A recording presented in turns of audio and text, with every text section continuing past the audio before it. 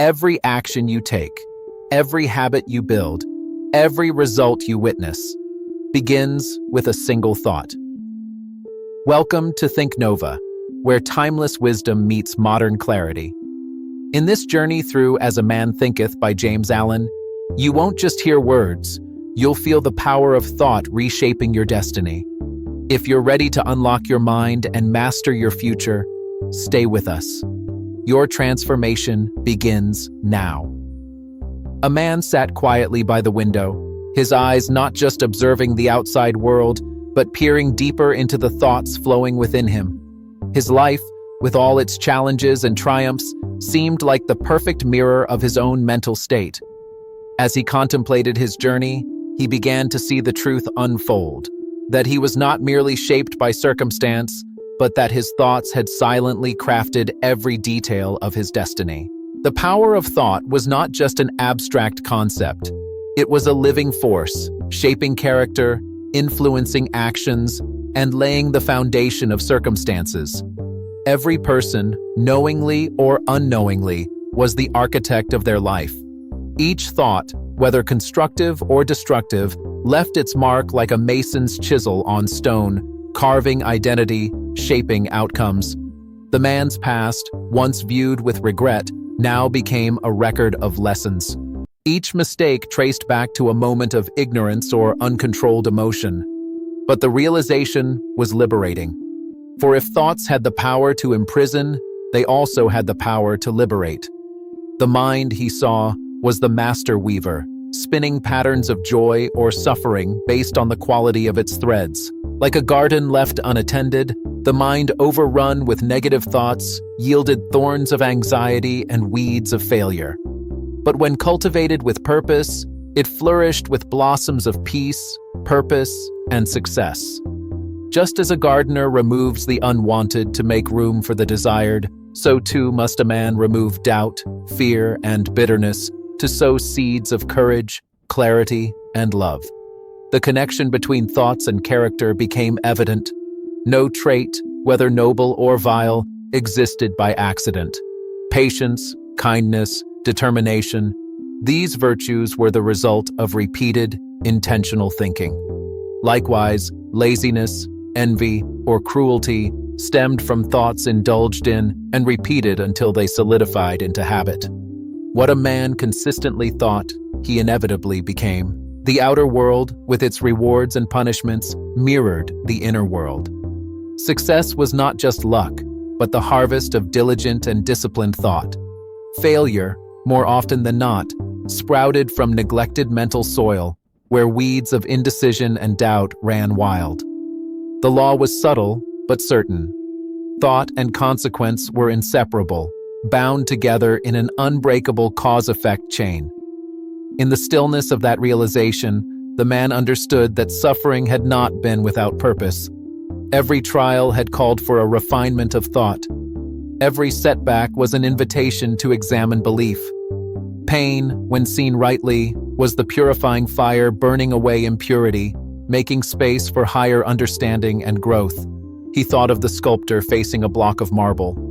With each strike, the form hidden within was revealed. So it was with life. Each challenge sculpted character. What remained was not just the shape of a man, but the essence of his soul.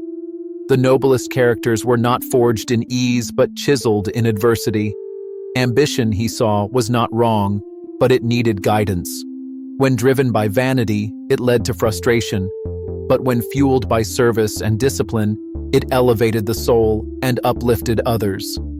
True greatness came not from conquering others, but from mastering the self. It was a quiet power, invisible yet invincible.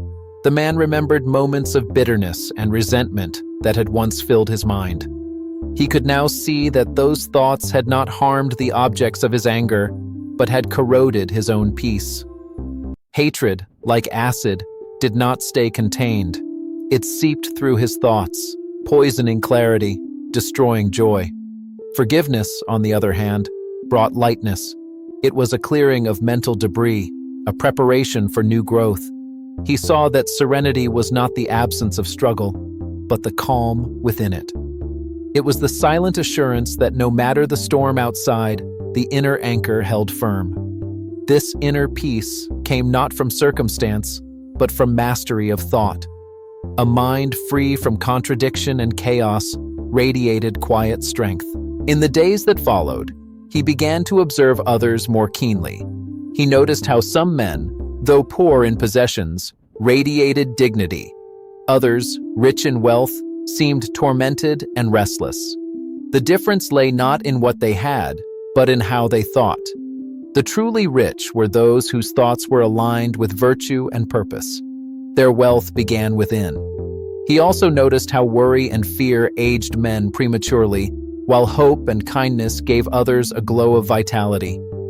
The mind did not just shape experience, it shaped the body too. Faces mirrored thoughts. Eyes revealed inner turmoil or inner light. Health itself, he concluded, was not independent of thought. It was intertwined with belief, attitude, and mental habits. As the seasons changed, so did his inner landscape. He no longer cursed misfortune, but studied it. What lesson did it carry? What weakness did it reveal? With each introspection, he gained a deeper insight into the mechanics of the mind. And he realized that thought, though invisible, was the most powerful force a man possessed. Opportunity, he now knew, was not found. It was created. It was shaped by imagination, built by perseverance, and sustained by faith. The man who complained of lack was often the one who had not yet cultivated clarity or discipline of mind. Fortune favored those whose thoughts were orderly, positive, and purposeful. The man also recognized the trap of comparison. Envy arose when one looked at another's outcome without understanding their mental effort. Each life was a reflection of unique thoughts and decisions. What one achieved was not by chance, but by inner vision sustained over time. Instead of comparing, it was wiser to admire, to learn, and to refine one's own path. He no longer feared solitude. In quiet moments, he found clarity. It was in stillness that the mind organized itself, where fleeting thoughts were examined and deep convictions discovered. In silence, he found the blueprint of the life he wished to build. One evening, as the sun dipped below the hills, he looked over the horizon and smiled. The sky, painted in hues of gold and crimson, reflected the transformation he felt inside. His journey was far from over, but he was no longer a victim of life. He was its craftsman, and his thoughts were his most trusted tools. The laws governing thought were as precise as those governing physics. Cause and effect ruled not only in the material world, but in the mental world too. Just as gravity was impartial, so too were the principles of mental development. What one sowed, one reaped, not as punishment, but as law. The idea that external circumstances were independent of thought now seemed absurd. A man's environment was not imposed from outside, but was the unfolding of his inner beliefs and expectations. The world adjusted itself subtly but persistently to reflect the dominant patterns of the mind. The truth was both humbling and empowering. There were no shortcuts, no cheats. But there was certainty. He who mastered his mind mastered his life. And while the journey required effort, the rewards were beyond measure. Not just success, but inner freedom. He began to see how daily habits were rooted in thought. Even something as small as a smile or a frown began in the mind. Repeated actions came from repeated thoughts. Thus, by changing thoughts, one could change habits, and in time, destiny itself. He no longer saw failure as final. It was feedback, a mirror reflecting the misalignment of thought. By examining the failure, one could trace its root, pull it out, and replace it with wiser, more constructive thoughts. This practice, repeated with honesty and patience, led to mastery. The idea of self-control gained new depth. It was not suppression, but awareness. To master a thought was to understand its origin, its effect, and its purpose. Then, with that understanding, one could choose whether to keep it or replace it. This power to choose was the essence of freedom. He began to cherish virtues like humility and gratitude, not as moral obligations, but as mental tools. Humility opened the mind to learning. Gratitude opened the heart to joy. Both were signs of a mind aligned with truth and peace. The man knew he would still face storms. Life did not promise ease. But he faced the future with calm strength, knowing that no storm could uproot him if his thoughts were steady. He was no longer swayed by praise or criticism, gain or loss. His peace came from within. He had become the captain of his soul, not by controlling the world, but by understanding and mastering his thoughts. The days grew longer, and the man continued his quiet transformation. His mornings were no longer rushed or reactive. They began with calm reflection, moments where he observed his own thoughts, selected the ones worth keeping, and discarded those that no longer served him. This practice, though simple, changed everything. He noticed how his energy shifted when his thoughts were clear. A single positive idea held in his mind became a force that influenced not just his own mood, but the people around him. Like ripples on a pond, the vibrations of thought extended outward. Kindness inspired kindness. Confidence uplifted others. Doubt drained energy not only from within, but from everyone it touched. He walked through his days now like a man who understood the invisible levers that moved the world. Circumstances, whether small or great, were no longer mysteries to him. They were mirrors. Every event, whether it brought joy or sorrow, pointed back to the thoughts he had planted in the past. The idea of fate faded from his vocabulary. What once felt like luck or divine favor was now revealed as the result of sustained mental discipline. There was nothing mystical about it. A man who held strong, noble, and clear thoughts eventually attracted conditions that matched that frequency. It wasn't magic. It was law. He remembered times when he had looked at others and envied their success. But now he understood. Those who rose, who built, who succeeded, they had labored not just in the outer world, but in their inner world first. Their victories were born of visions nurtured quietly over time, of discipline practiced in silence. He no longer believed in shortcuts. A passing excitement or burst of effort could not replace the power of consistent, intentional thought. Like the slow growth of a mighty tree, true achievement required patience, nourishment, and deep roots in a clear mind. He began to observe how emotions were the children of thought. Anger, fear, jealousy, they did not arise by accident. They followed thought patterns, often unnoticed, that had been allowed to repeat. But just as they arose, they could be replaced. Joy, love, and serenity came from thoughts of trust, service, and understanding. He stopped blaming others. It was not because people had changed, but because he had taken full ownership of his response to them. Blame was a form of surrender, an admission that someone else controlled his peace. But now he guarded that peace with vigilance, knowing that no external action had power over his inner world unless he gave it permission. In conversations, he became slower to speak, quicker to listen. He recognized how often people revealed their inner world through their words. Complaints were signs of inner resistance. Boastfulness revealed insecurity. Gossip reflected self-doubt. And through these observations, he grew in compassion. People were not their actions. They were the sum of their thoughts, shaped by unseen inner battles. He no longer judged quickly.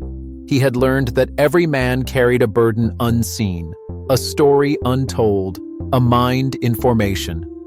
Judgment, he found, often said more about the observer than the observed. So he chose understanding instead, and it brought peace. The connection between health and thought grew clearer with time. When worry crept into his mind, his body tensed. When he embraced hope, his breath deepened. Illness, in many cases, followed prolonged mental conflict. Healing began not just with medicine, but with the removal of negative thoughts.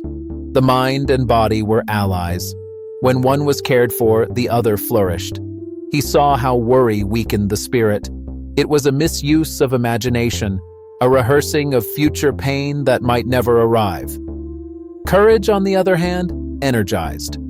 It did not ignore challenge, but faced it with faith. A courageous thought gave strength to the body, focus to the mind, and calm to the heart. He studied how thought influenced relationships. A man who thought poorly of himself would attract others who affirmed that belief. One who cultivated self-respect would naturally draw respect.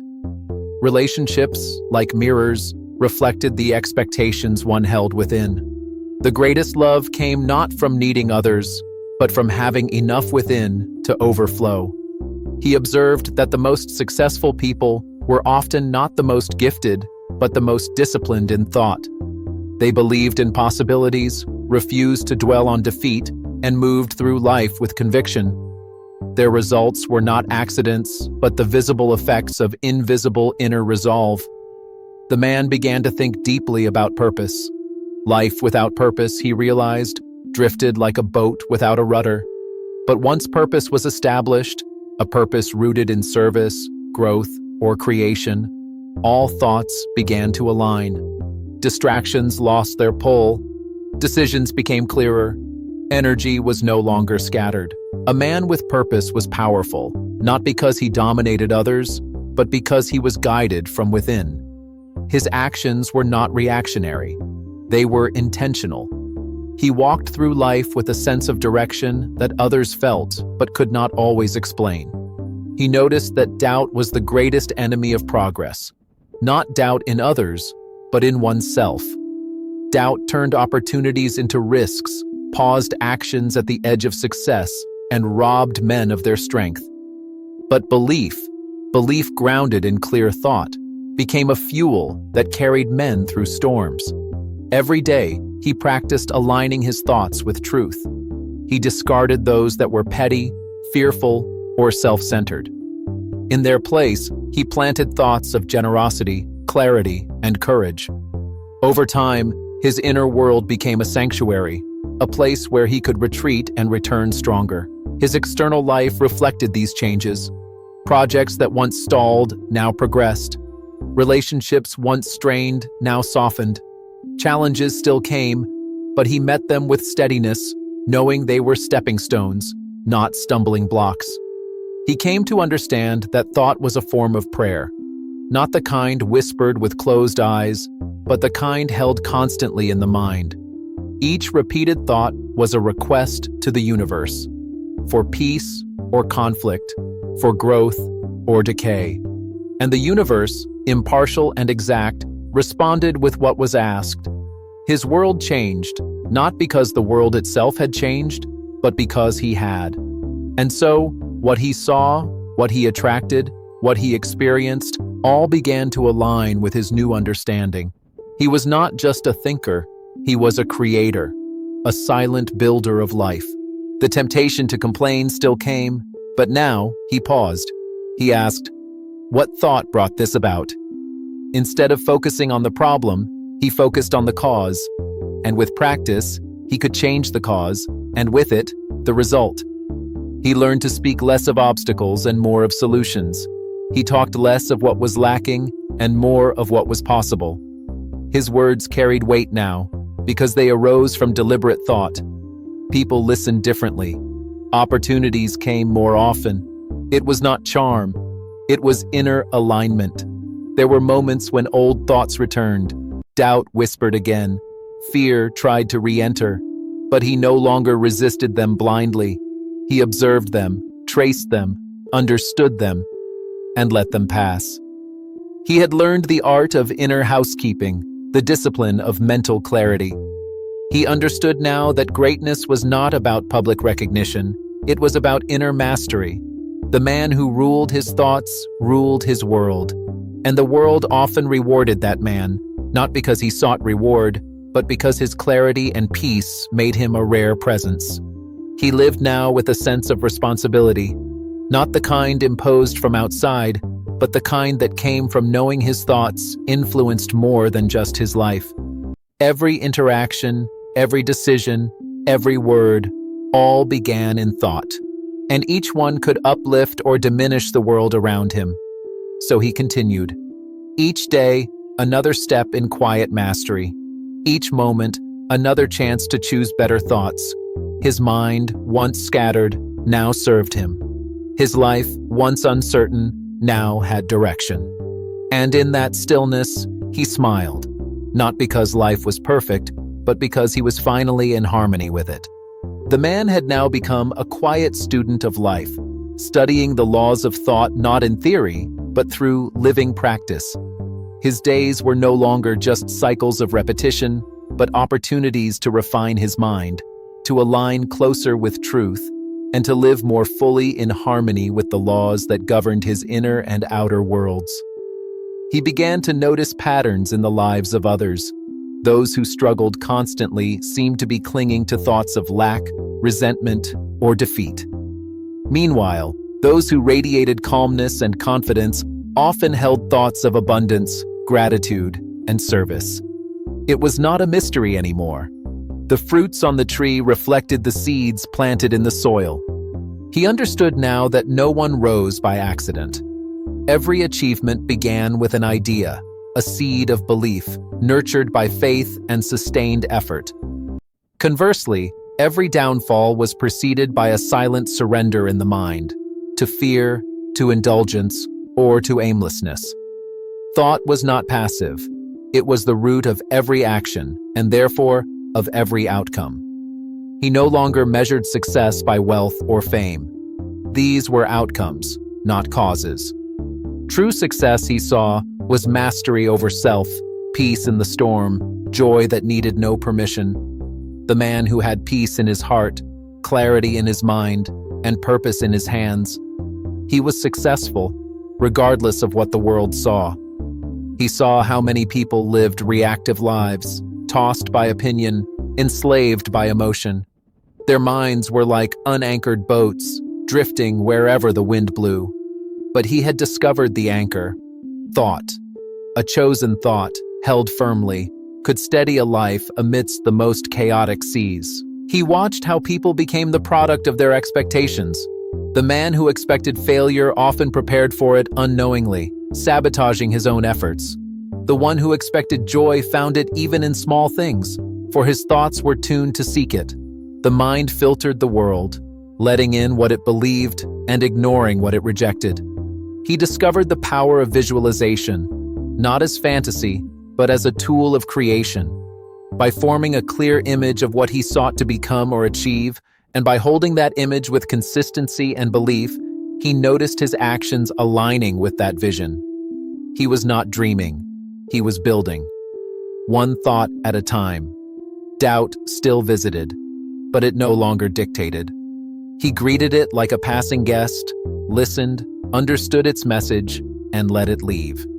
He learned that to resist a thought with emotion only gave it strength, but to observe it with calm awareness dissolved its power. He no longer feared failure. Each misstep became a lesson. If a result disappointed him, he traced it back to its mental origin, corrected the cause, and moved forward. Life became a laboratory of self-mastery, not a battlefield of survival. The man began to realize that happiness was not found, but created. It was not in events, but in attitudes. It was not in possessions, but in perception. A man with few means but clear thoughts could know joy, while one with abundance and a troubled mind could live in misery. Thought defined experience. He also discovered that the thoughts held in solitude shaped the words spoken in public. The man who practiced honesty, kindness, and patience in the silence of his own mind naturally carried those virtues into his speech and action. There was no need to pretend. The inner life flowed into the outer life like a stream becoming a river. He began to simplify his thinking. Instead of racing through many thoughts, he selected fewer, but held them deeper. A single clear thought of peace, if held long enough, dissolved anger. A single thought of purpose illuminated a day's decisions. He discovered the power of focus, not frantic activity, but calm intensity. He reflected on the past, and no longer felt regret. Each experience had taught him something essential. The darker moments revealed the importance of light. The mistakes revealed the need for wisdom. He no longer cursed the shadows, for they had helped him recognize the sun. He recognized the difference between wishes and will. A wish was fleeting, often driven by emotion, but will was rooted in thought, directed by purpose, and sustained by belief. Those who only wished rarely moved.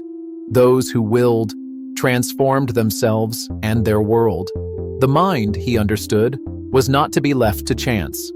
Just as a body required food and rest, the mind required good thoughts and silence. He began each day with mental nourishment, gratitude, clarity, and affirmation, and he ended each day by reflecting, cleansing, and renewing. He saw how fear lived in the future, regret in the past, but peace only in the present. A thought grounded in the now had power. A mind rooted in this moment could respond wisely. And so he practiced presence, not escape from responsibility, but awareness in action. He found joy in small things, the rustle of leaves, the rhythm of rain, the warmth of sunlight on skin. These were not distractions, but reminders. Life was not meant to be endured, but lived with attention. And attention came from thought, directed and calm. The man noticed that people often sought change in their circumstances without changing their thoughts. They moved cities, changed jobs, ended relationships, yet the same challenges followed them. Because wherever the body went, the mind came along. The inner had to change first, or the outer would remain a reflection of the same thoughts. He embraced silence, not as emptiness, but as space for truth to rise. In silence, the noise of the world faded, and the deeper voice within became clear.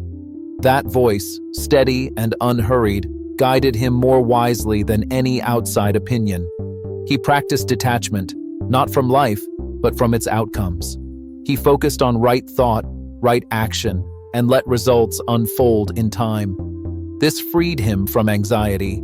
He no longer chased approval or feared rejection. His peace rested in knowing he had acted from clarity. He saw that abundance was not accumulation, but flow.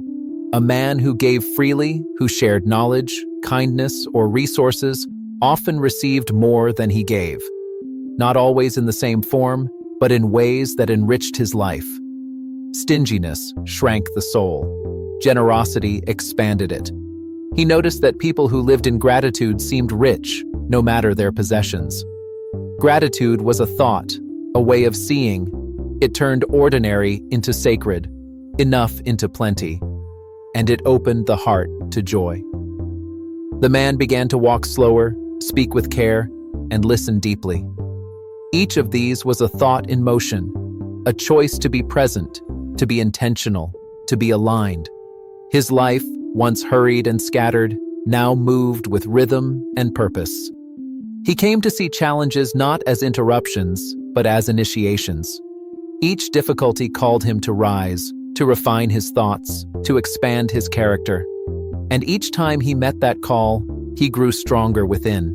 He reflected often on the truth that man is not a creature of circumstance, but of choice. And choice begins in thought. Every day, in every situation, he had the power to choose his thoughts, and through them, to choose his life. He saw how suffering often came from resistance. When the mind clung to how things should be, it rejected how things were, and that gap created pain. But when thought accepted the present with grace and acted with wisdom, peace followed. He no longer chased happiness. He cultivated it. He no longer feared the future. He prepared for it with right thought. He no longer tried to control others. He mastered himself. He had become a man of quiet power, not by conquering the world, but by aligning with the laws that governed it. His thoughts were no longer scattered clouds, but a clear sky through which the light of wisdom could shine. And so, he walked, steady and free, in a world that mirrored the clarity he held within. The man had reached a stage where thought was no longer a mystery, but a mastered force. His mind, once reactive and chaotic, now moved with calm deliberation. His inner world had become a sanctuary of stillness, a place where fear could not take root, where every thought was examined like a precious stone before being placed on the foundation of his life. He understood that man's destiny was not handed down from the heavens, nor determined by the whims of society. It was shaped by the ceaseless work of thought. Like a craftsman choosing his tools, so too did the man choose each thought with care, aware that it would soon shape speech, guide behavior, and eventually become reality. The world had not changed. Its noise, temptations, and uncertainties remained, but he no longer moved in reaction to it. He moved from his center. He lived from within. His thoughts, purified by discipline, now flowed outward as clarity, strength, and peace. He saw how easily people were swayed by moods, by criticism, by the latest headline. But he no longer gave such things power. He understood that outer storms need not disturb the inner stillness. A well-ordered mind, like a lighthouse, stood unshaken even when the waves crashed high. He reflected on the countless hours he once spent worrying about things beyond his control. Now he conserved that energy. He no longer scattered his power on what others said, did, or failed to do. He returned to the one place where true power existed, his own thoughts. This mastery did not make him aloof or cold. In fact, it deepened his compassion. He saw others not through the lens of judgment, but understanding. Each person was on their own journey of awakening, their own path of learning how thoughts shaped life. Some resisted, others stumbled, but all were learning, just as he had. He now lived with quiet purpose. He no longer needed approval to feel valuable. He no longer waited for perfect conditions to act. His thought was his compass, and it pointed toward truth, service, and growth. The man saw clearly that every act of violence, every word of cruelty began first as a thought. And so, the only way to heal the world was to begin with thought. The roots of war, of injustice, of division, all lay within the mind. Only by planting thoughts of unity, peace, and love could the world ever change. He lived with a deep sense of responsibility, not to the world's demands, but to the thoughts he entertained. For they were seeds, and every seed bore fruit. To think with hatred, even in silence, was to poison the roots of peace. But to think with love, even in solitude, was to water the tree of harmony. He saw the futility of blame. It no longer made sense to point fingers when every situation was an effect of thought. If he was unhappy, the solution was not to change others, but to examine himself. What thought had he allowed? What belief had he accepted? Where had he strayed from clarity? This was not guilt, it was freedom. For if his condition came from thought, then it could be changed by thought. He was never stuck, only unaware. Awareness became his greatest tool. He looked back over his life and saw clearly how each moment of growth had followed an inner decision, a shift in belief, a letting go of falsehood, a firm grasp of truth. These were invisible movements, but their impact was profound. Mountains moved within before they moved outside. He understood that discipline of thought was not repression. It was alignment. It was not about fighting thoughts, but about choosing better ones. Like a gardener who removes weeds, not with hatred, but with care, he too tended to his mind, gently, but firmly. He no longer feared desire, for he had refined it. He desired growth, not greed, service, not status, clarity, not control. And these desires, when held in thought and action, brought him fulfillment, not emptiness. He realized that thought influenced not only the mind, but the body. His posture reflected confidence. His breath reflected calm. His eyes reflected kindness. His presence brought ease to others, not because he tried, but because his thoughts had become a resting place for peace. In his silence, he had found not absence, but presence, not emptiness, but fullness. His mind, once a restless tide, was now a deep ocean, vast, still, and nourishing. He did not fear silence. He welcomed it as the canvas on which thoughts painted his future. He no longer chased pleasure. He embraced purpose. He no longer sought escape. He chose engagement. Each day he lived with the understanding that thought was a sacred gift, one to be used with care, to be directed with purpose, and to be shaped by truth. He observed how men ran from failure, yet often repeated it, because they never changed the thoughts that caused it. Failure, he now saw, was not a punishment, but a signal, a mirror, a call to examine and evolve. With each failure came a chance to refine thought, and with it, life. He no longer lived in resistance. If pain came, he asked what it revealed. If difficulty arose, he asked what strength it was building. He no longer reacted blindly. He responded with awareness. Thought had become his guide, not his master. He saw how the man who cultivated beauty in thought could see beauty in life, even in the mundane, even in the difficult. And the man who fed on anger saw reasons for anger everywhere. The world, he understood, was not objective. It reflected the mind that viewed it. He cherished the truth that man's environment was but a shadow of his thought.